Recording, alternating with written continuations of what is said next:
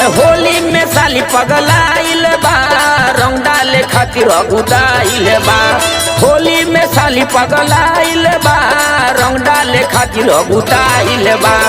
कहतिया डाल जीजा धीरे धीरे सगरी है उठता लहर हमारा देहिया के भीतरी। होली में साली पगलाइल बा, रंग डाले खातिर अगुदाइल बा। होली में साली पगलाइल बा, रंग डाले खातिर अगुदाइल बा।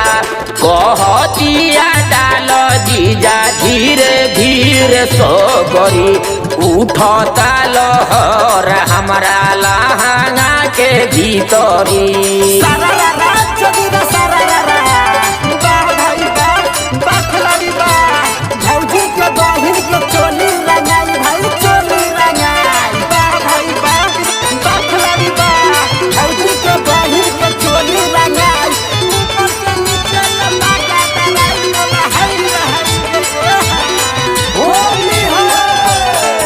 तोहर रंगम चोली तोहर रंगम सगरो बदन हो।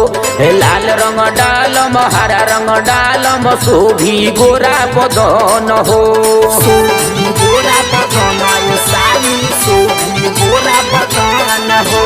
गाल तोहर रंगम चोली तोहर रंगम सगरो बदन हो।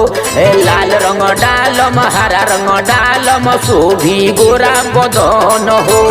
मत घबरा साली होली में रंग डालम हम तारा चोली में।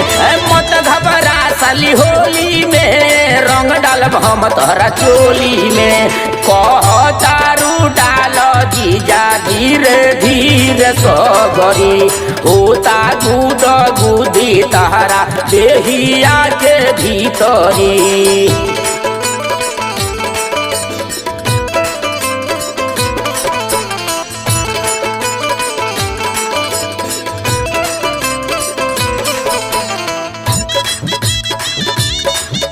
रिकॉर्डिंग बाय राजधानी स्टूडियो बल्थी चौक साहेबगंज।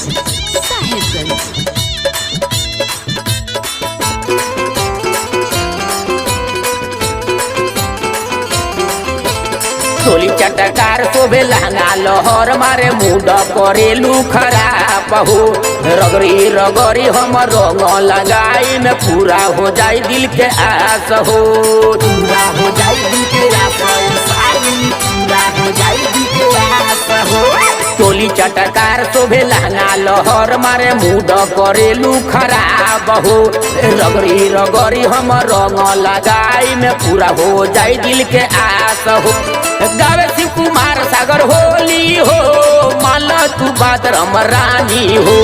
गावे शिव कुमार सागर होली हो, मान तू बात हम रानी हो।